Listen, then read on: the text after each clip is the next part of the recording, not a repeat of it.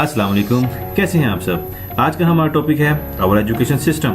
हमारे education system में कौन कौन से सब्जेक्ट्स आते हैं, इंग्लिश, उर्दू, मैथ, साइंस, इस्लामियत वगैरह वगैरह। अगर मैट्रिक लेवल तक देखा जाए तो इनको सीखने के लिए हमें तकरीबन 10 से 12 साल लगते हैं। लेकिन अफसोस की बात है कि हम इन 10 से 12 सालों में किसी एक सब्जेक्ट में भी बामुश्किल ही माहिर हो पाते हैं। ज़रा सोचिए, क्या इंग्लिश ज़बान को सीखने के लिए हमें 12 साल चाहिए, या यही इंग्लिश अगर अच्छी तरीके से फोकस करके सीखी जाए तो आप एक साल में भी अच्छी इंग्लिश लिख और बोल सकते हैं। इवन के 3 माह का स्पोकन इंग्लिश का डिप्लोमा की मिसाल आपके सामने है। क्यों अमेरिका या कनाडा जाने वाला शख्स फर इंग्लिश सिर्फ 6 महीनों या साल में बोलना शुरू कर देता है? क्या हमारे स्कूल और उस्ताद अच्छे नहीं हैं, या हम लोग और हमारे वालिदैन? इस सवाल का जवाब मैं आप पर छोड़ता हूँ।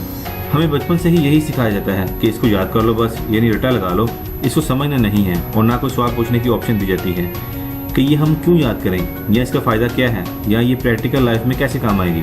फॉर एग्जाम्पल, क्या कभी आपके मैथ के टीचर ने ये बताया था कि अलजबरा का क्या मकसद है और किन किन जगहों पर इसका इस्तेमाल होता है, और ये हमारी प्रैक्टिकल लाइफ में कहाँ कहाँ काम आएगा? मुझे तो एटलीस्ट किसी ने नहीं बताया। अगर आप में से किसी को बताया हो तो कमेंट में ज़रूर बताइएगा। स्कूल से आने के बाद भी हमारा पढ़ाई से दिल नहीं भरता और हम मज़ीद सीखने के लिए ट्यूशन चले जाते हैं, और वहाँ जाकर भी हम वही कुछ करते हैं जो सुबह करके आते हैं, यानी कि एक ही काम को 2-2 बार करके भी हमें समझ नहीं आती। इसके अलावा मैट्रिक में अगर देखा जाए तो ज़्यादातर बच्चे इंग्लिश और मैथ में फेल हो जाते हैं। इनके बगैर कामयाब नहीं हो सकते। मतलब ये कि अगर आप एक अच्छे साइंसदान या अच्छे शायर बनना चाहते हैं और आपकी इंग्लिश इतनी अच्छी नहीं है तो आपके लिए कामयाब होना नामुमकिन है। ये तो ऐसे ही है जैसे आप बंदर को तैरने और मछली को दरख्त पर चढ़ने का बोलें, तो ये नाइंसाफ़ी वाली बात है। दूसरा बड़ा मसला ये है कि हमारे एजुकेशन सिस्टम में कुरान और हदीस की कोई बाकायदा तालीम नहीं है। मदरसों में सिर्फ कुरान पढ़ाया जाता है, वो भी रटा लगवाकर, तर्जुमे के साथ, और समझ कर पढ़ने का कोई खास रवाज नहीं है। मतलब ये कि जिस किताब के जरिए हमें दुनिया और आखिरत में कामयाबी मिलनी है वो किताब ही नहीं पढ़ाई जाती, तो फिर कामयाबी कैसे मुमकिन है? क्या हमें इन 10 से 12 सालों में कुरान पाक को मुकम्मल तर्जुमे और तफसीर से नहीं पढ़ाया जा सकता? चंद एक तजावीज़।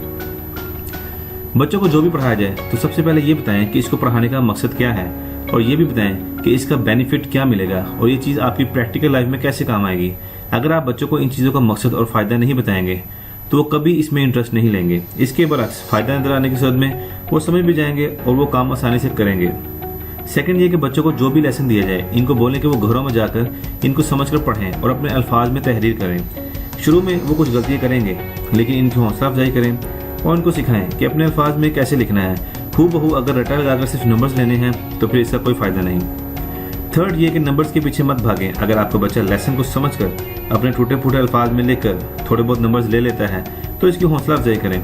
लेसन का मकसद समझकर अपने अल्फाज में डिलीवर करना होता है, ना कि रटा लगाकर हूबहू लिखना होता है। याद रखिए, नंबर्स मैटर नहीं करते। अगर कोई चीज़ मैटर करती है तो वह है आपकी काबिलियत। सबसे आखिर में, सब्जेक्ट को चूज़ करने का इख्तियार बच्चों को होना चाहिए। वालिदैन को अपनी मर्जी नहीं करनी चाहिए। बच्चों को वही सब्जेक्ट चूज़ करने दें जिसमें इनका इंटरेस्ट है और जिसमें वो बेस्ट हैं। अगर आपका शौक़ है कि आपका बच्चा डॉक्टर बने तो बराए मेहरबानी आप खुद डॉक्टर बन जाए, और आपका बच्चा जो भी बनना चाहता है इसको वो बनने दें। अगर आपको मेरी ये वीडियो पसंद आई हो तो इसे लाइक करें, शेयर करें और मेरे चैनल को सब्सक्राइब करें। अल्लाह हाफिज़।